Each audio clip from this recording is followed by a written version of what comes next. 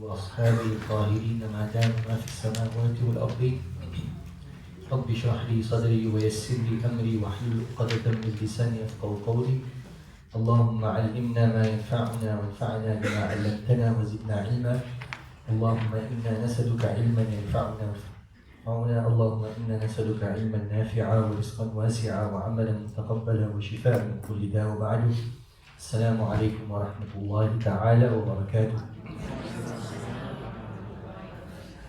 كيف حالكم؟ Are some of you compelled to mention that the Booker won yesterday?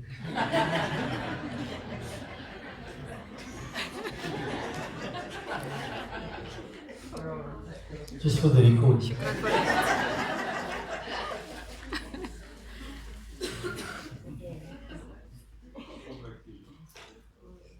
Sorry?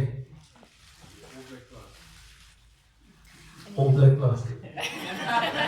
And if you watch the replay, They say that at the 1995 World Cup, the reason why Nelson Mandela kept on the Booker jersey because if he took it off, he was all black underneath.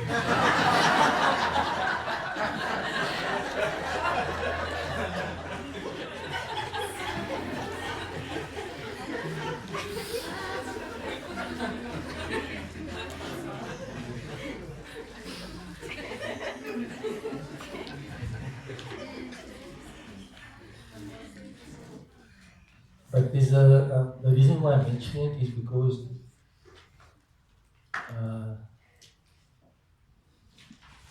scholars are supposed to be at the cutting edge of things. And what is top of mind today or yesterday was the Springbok victory. So, from one perspective, you can say it's like irrelevant. Like someone commented that, okay, so the Springboks won. Is there going to be an increase in terms of the pension and a decrease in terms of the unemployment? So, whilst that is correct also, I think the victory for a country, we shouldn't lose, the value that actually has. And since we were talking about Nelson Mandela, from his perspective, he saw sport as a unifying factor. Now, for us as Muslims, it's absolutely permissible to engage in sport. Actually, if you look at sport, you'd have to categorize sports in terms of our normal categorization.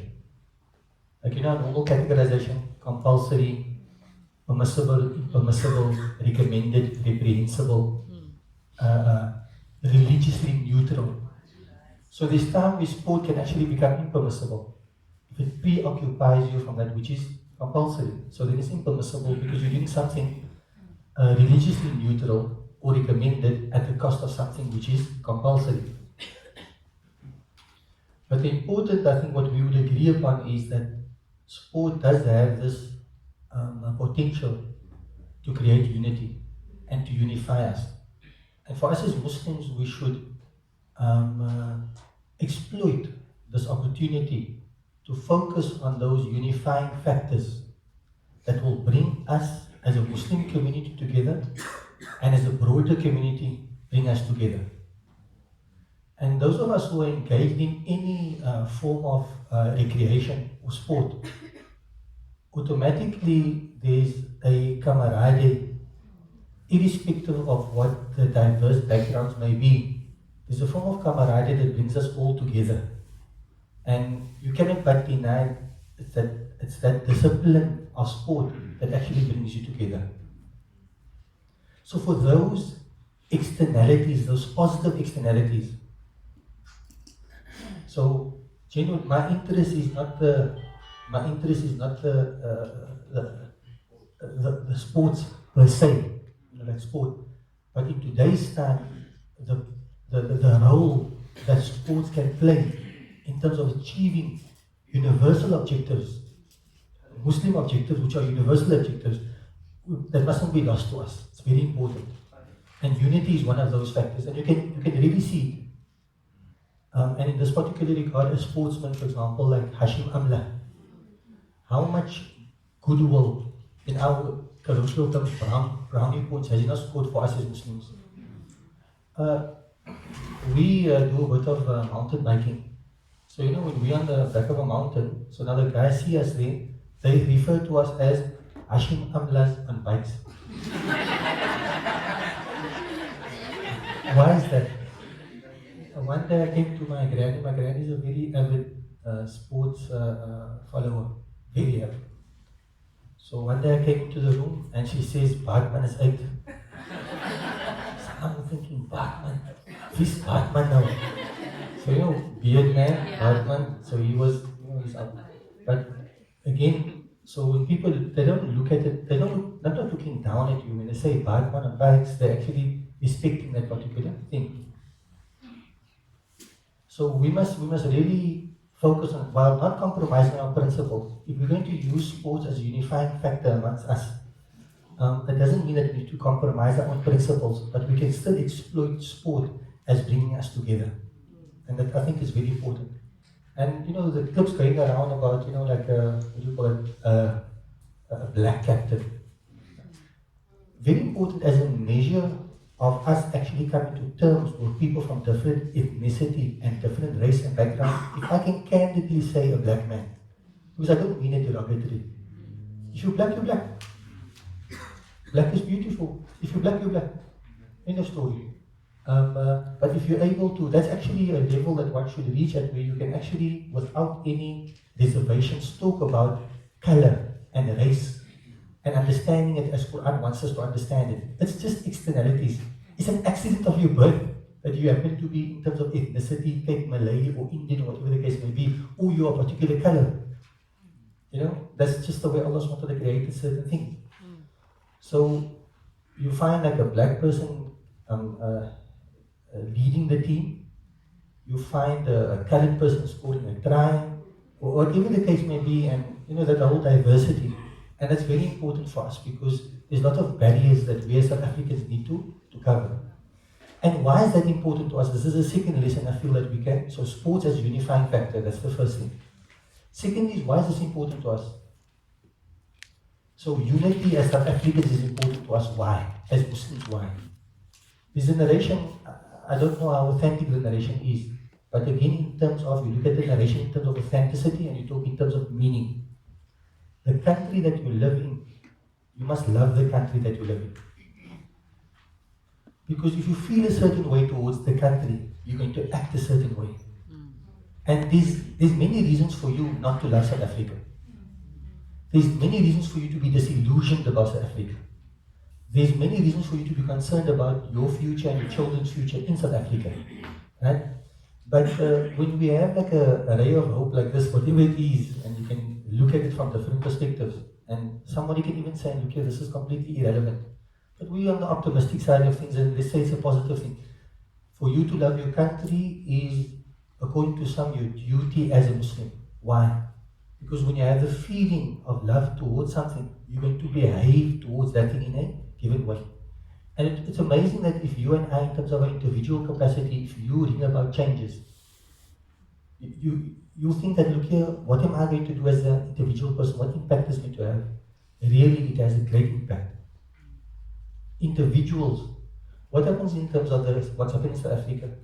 You as an individual, you contribute to the group dynamic.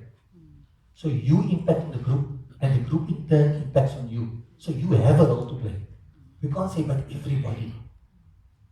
Like the thing for me, to be very honest, what really, and I think it's a big problem in South Africa is, when we grew up, we stayed for almost my entire youth I spent in Joburg.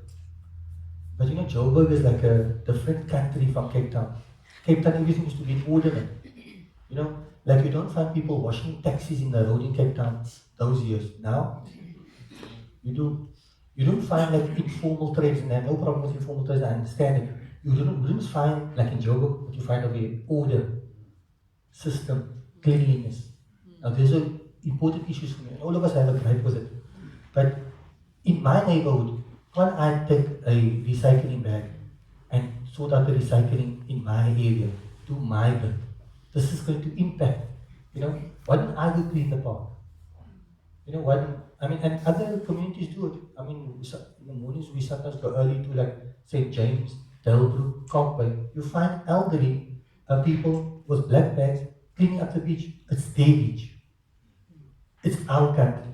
So we need to develop a sense of pride in our country and start looking after our country. Like you look after your house and everything else. We need to look after our communities and look after our country and do it in small ways.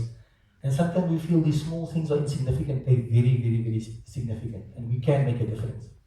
So because everybody is talking about it, I don't necessarily want to talk about it, but I feel that it's our responsibility to add these dynamics to what you are, the feeling that you are feeling.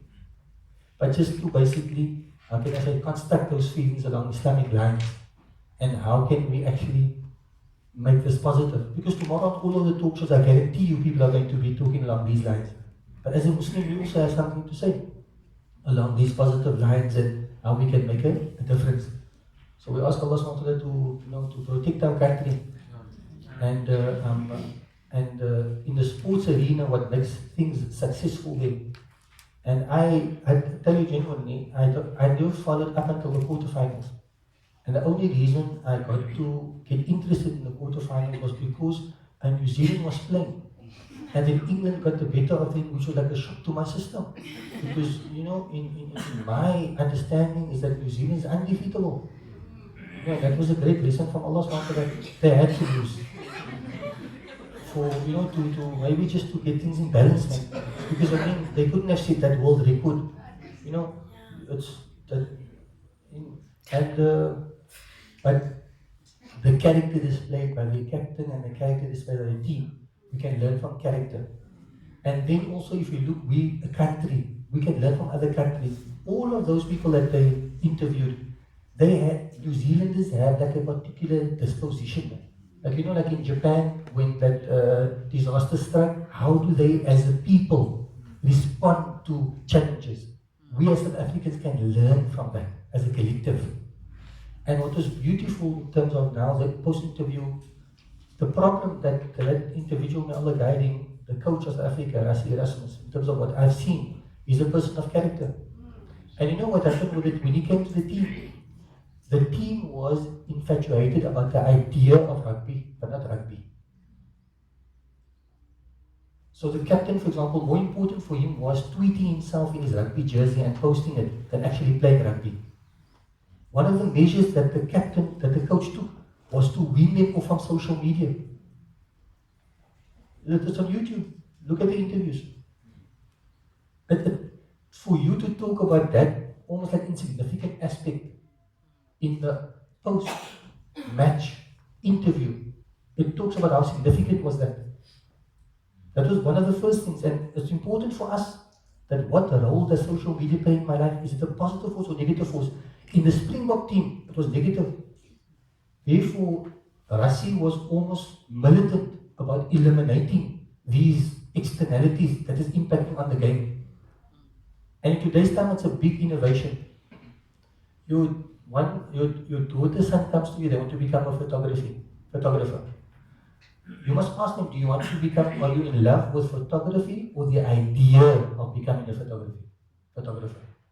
There's a difference between the two. Big difference.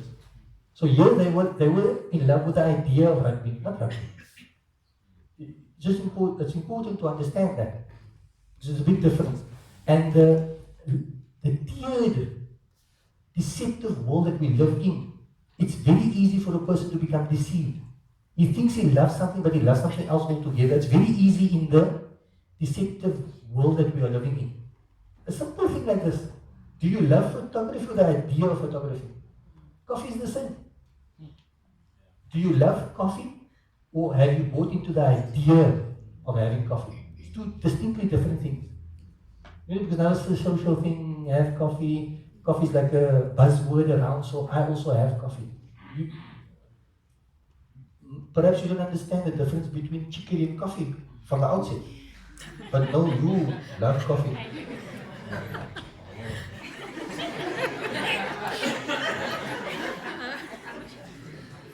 It's first taught me back to basics. You follow? You understand? So so that was what you found there. Social media, in terms of that interview, had a negative impact on the rugby team. It's clear. Watch the interviews yourself. And the second thing, what was a stumbling block in terms of progression, and this is one of the ideas that comes across in today's lesson, between a hypocrite and a believer. They were suffering from disunity, like serious disunity, dishonesty, and no integrity in terms of the team. What the coach brought was integrity, forthright, brutal honesty, and we're going to, put all of our differences aside and we're going to work towards a common goal. And then what was impossible became possible. I'm giving you this as an example. To many of you, maybe you look here, now clearly you're wasting our time now because we're here for the Quran period and you're talking about rugby. Even if you are of that frame of mind, I understand, and my apologies to you, but what I'm saying is don't look at the example I'm giving, the principal point I'm mentioning. It's just examples of principal points that you can latch onto, which is important. So, social media, the role of social media in your life, you might not realize it, but you actually watering down your existence by being preoccupied with a semblance of existence, which is how you project yourself on social media, as opposed to being preoccupied with your actual existence and what you are. That was what happened in rugby. Number two is unity. And how do you create unity? By resolving all of the factors of disunity? No. Focus on that which unifies us. And that's again where that sports plays a role. And myself, I'm to be honest, I'm deeply inspired by this potential. Obviously, it must be in balance. We're not here to play rugby. Allah didn't send us. وَمَا خَلَقَتُ الْجِنَّ وَالْإِنسَ أَن يُدَعِّمُوا. I did not create man or things except that they support the book. No. That's not our purpose. But practically for us to understand that it has a role. And every time this happens to me, I'm deeply inspired. I tell you, I give you exactly this because I remember it so well. That I came down, Palmyra Road, right? What does it become afterwards? No. The one on top. Campground becomes campground, no? Yes. And it becomes Lisbon Parkway. Yes. So Palmyra becomes campground and it becomes, so I'm on the corner there where the Randebosch boys is. I stopped there. So I'm on my bike. There's a lady, a white lady, right? Walking a dog. Now look at Batman here and look at the lady there. If you're looking at diversity, then you take a pic of that. But she stops there and she looks at me, she says, I was on my bike yesterday. And I was in the road admittedly. So because I'm on a mountain bike, so if you're on a mountain bike, it's almost like she's making an excuse. I was on a road bike. But that's maybe her. She's mountain bike is like grade A and then road bike is grade B. Okay. I don't know. That's what maybe her perception. But alhamdulillah, I was on a mountain bike. So what happened was, she said, I was yesterday, albeit on a road bike, and I went right around Champions Peak and I came back. And she tells me, enjoy. Now what do I feel towards this lady? I say, shukran. You enjoy your walk as well. Okay, salam. And I'm on my way. But what was the common ground? The fact that she rides a bike and I ride a bike. So we must focus on that which brings us together as a Muslim community and in general. Sheikh Hamza Yusuf talks about this. South Africans out of South Africa. Have you experienced that? You go work abroad. Fellow South Africans, would you never meet up with here, you meet up over there. Why? Because that commonality becomes very stark over there. You're all South Africans, it doesn't matter what else, you're all South Africans.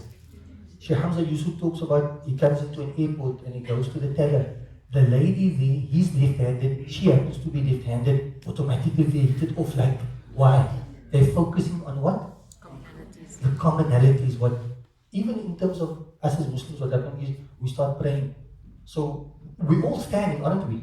But now we worried about who's raising the hands, who's not raising the hands. Who's keeping the hands here, who's keeping the hands here, who's keeping the hands below. Forgetting that the commonality is that all of us are actually standing. And then we highlight the differences to such a degree where we forget what actually brings us together. So this idea of unity, I'm talking now across the board, in terms of ethnicity, in terms of skin color, in terms of race, right? Even in terms of religion, right? What happens is that we still focused on unity in terms of our existence. So we really need to deeply pray for our country. Turn to Allah subhanahu wa ta'ala, ask Allah subhanahu wa ta'ala to unite our country, and how we can be a part of that unification, how we can be a part of creating that unity between us. Allah make it easy. Now, so last week we had spoken and we had covered the one verse, and you were responsible for doing the other half at home. So we're going to start from the next verse, or do I have to go back there? No, start from the next verse. Next verse, Tabarakallah. So the next verse is وَيَحْلِفُونَ بِاللَّهِ إِنَّهُمْ لَمِنْكُمْ وَمَا هُمْ مِنْكُمْ وَلَكِنَّهُمْ قَوْمٌ يَفْرَقُونَ.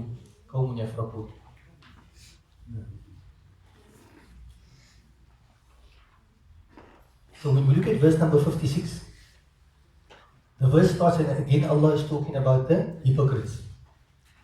And Allah is now going to highlight another of the qualities. Right?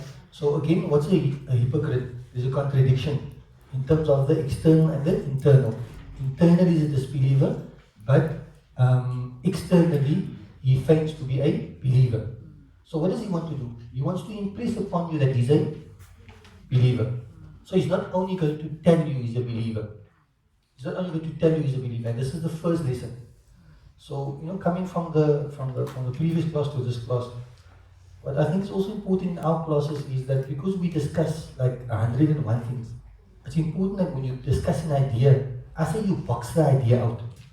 So this is the first idea that you must box out. Internally they're disbelievers. Externally they feign to be believers. They're going to impress upon you. They're going to want to impress upon you that they are believers. So what do? First thing, they take an oath. Now many times, taking an oath is not indicative of the truth. It's actually indicative of a person lying. Very important. First lesson. A person taking an oath, you're going to mistrust the person. But on occasion, taking an oath is not indicative of the truth, it's indicative of the opposite. The Prophet ﷺ, he said there will come a time, there will come a time. And so he's talking about a time, he's prophesizing a time, and not positively, negatively, where a person will have to take an oath.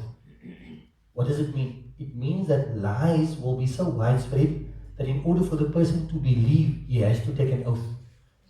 So taking an oath is the positive thing or negative thing in that context? Negative. So that's two ideas there. Thirdly, when the upbringing of our children, right? If you want respect, you must give respect. If you want trust, you must give trust. It should not be that when you're always doubting what your children or your colleagues or your partner tells you. When a person tells you something, believe it to be the truth. If you're going to insist that the person always takes an oath, right, that's going to further promote lying, a culture of lying, and Allah knows best. Okay? So here, the hypocrites, what are they doing? وَيَحْلِفُونَ. What? The wow is wow al-atf. It's not a new incident. We're still talking about the hypocrites. And what does Allah say? What else about them? وَيَحْلِفُونَ. Here you find that the present tense verb. The ya at the beginning tells you that. So a present tense verb, the meaning it gives is the meaning of continuity. In other words, all of the time. It's continuous. So وَيَحْلِفُونَ. They حَلَفَ يَحْلِفُ means to take an oath. وَيَحْلِفُونَ. And they take an oath. Okay? So an oath, in an oath, you take an oath by something. Right? Now in terms of oaths, For us, it's not, you can take an oath by Allah. You do agree with me? Yes. So give me examples of taking an oath by Allah. Wallahi, Tallahi, Billahi, and you can use, okay, so that's taking an oath using the word Allah. And then it's also permissible for you to take an oath by a quality of Allah. So one of the qualities of Allah subhanahu wa ta'ala is He is Rabb, He is Lord.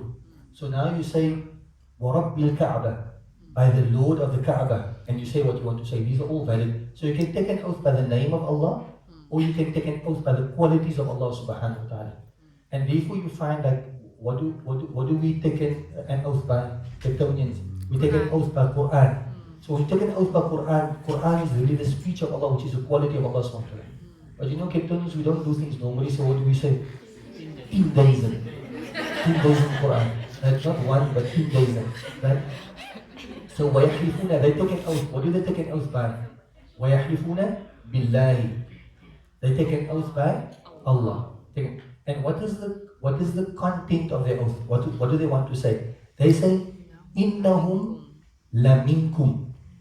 So now you can, other than the oath, you can clearly see that this entire sentence is punctuated with emphasis.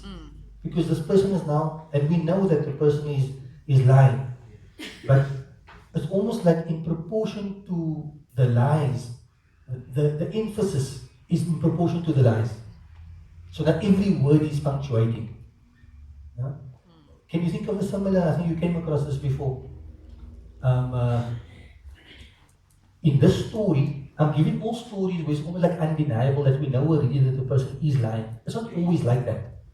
When the brothers of Yaqub, when the brothers of Yusuf, right, they threw him in the well, and they killed the wolf, and they tainted his shirt with the blood. They came to the father, and they said to the father that, look, the wolf ate him, and we know you're not going to believe us. So, in this instance, it's clearly indicative of the fact that they're lying. But to cover their lies, they say, I know you're not going to believe me, but I'm telling you the truth. That's what the brothers of Yusuf said to Yaqub. You with me? Punctuation. Innahum, they take it out. Innahum, indeed they are. Finish. يمكن like إشارة أو time's up. Okay, we just finished the verse. Inshallah, we'll move on. Allah yujibu minkum. Innahum laminkum. In what does it say? Inna. That inna is for emphasis. Innahum, indeed they are. The whom is the pronoun. Innahum, indeed they are. What are they? Laminkum. Now again, you notice there minkum. That's normal. But the la at the beginning is emphasis. Laminkum. Right? Now this part of the verse now, that's what they say. What does Allah subhanahu wa ta'ala say? وَمَا هُمْ مِنْكُمْ. It's almost like unique. When Allah says, is there any emphasis then? There's no emphasis. Allah just factually says something. And you know, we must come past this idea of, you know, like you want to say something, if it's the truth, just say it as the truth. You don't need to punctuate it with like raising your voice and lowering your voice. I found this to help me greatly when I do remember it. But they say, how does it work now? Don't raise your voice. Ladies, don't raise your voice. I mean, ladies and men. Don't raise your voice. But listen, raise your words. Don't raise your voice. Raise your words. It's profound, isn't it? And then they say roses bloom with water, not with lightning. Here Allah, they say, innahum, no, innana, la minkum. Allah says, wama hum minkum. Facts is facts. You can raise your voice, how loud, how low, whatever punctuation you want to give, fact is fact. So if you want the truth, why do you have to raise your voice so high? Add, raise your words, don't raise your voice. So Allah says, wama hum minkum, they're not from you. The last part of this verse, so everybody with me, wama hum minkum. No, the last part of the verse is very interesting. وَلَكِنَّهُمْ قَوْمٌ يَفْرَقُونَ. This is who's talking now? Allah's talking. So they say something. Allah is doing an analysis of what they say. The first thing which Allah said is, look here, they are not from amongst you. However, they may raise their voices to the contrary. وَمَا هُمْ مِنْكُمْ, they are not from amongst you. It's a simple truth. Just accept it like that. وَمَا هُمْ مِنْكُمْ. So what's the problem? The problem is, so if they're not from amongst you, why do they apparently feign, affect that they are from amongst you? What's the reason for that? وَلَكِنْ now. But before we get to that, I want to point out to you here in terms of, and this is why I firmly believe that, Quran requires a focused mind. We joke about in class and so forth, right? But I must tell you, I joke about it, I take it easy in class, but it requires preparation. This what I'm talking, yes, I joke around a lot, but it takes a few hours to get a proper understanding of it. And that is what, and so this is how it's beautiful to have, somebody, transmitting an idea to reciprocals that receive and understand these concepts. The word lacking is what? You understand now what happens now, no? يَحْلِفُونَ بِاللَّهِ إِنَّهُمْ لَمِنْكُمْ وَمَا هُمْ مِنْكُمْ. Now Allah says walakin. So lacking, the word istidrak is almost like to rectify, but to rectify what? A misconstruction in your mind. It's all about understanding. So we give this example a number of times. Let's say, for example, I know brothers, like pairs of brothers that I normally see together. For example, I see Ahmed and I see Ziyad. Zadakallah. I see Ahmed and Ziyad, I see them together. Okay? So now I tell you, غاب Ahmadu. Ahmad is absent. So when I say Ahmad is absent, because you always see them together, what construct comes in your mind? You tell me? Sorry? Ziyad is also absent. Does everybody agree? We always see Ahmad and Ziyad together.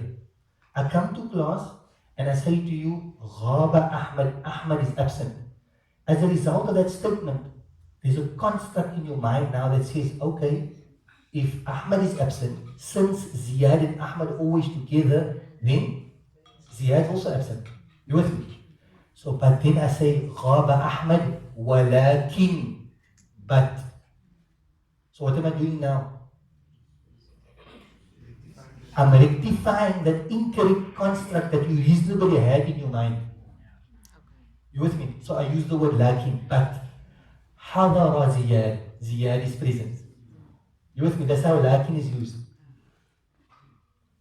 You follow me? Like for example, I did go into the kitchen, but I didn't eat the cheesecake. So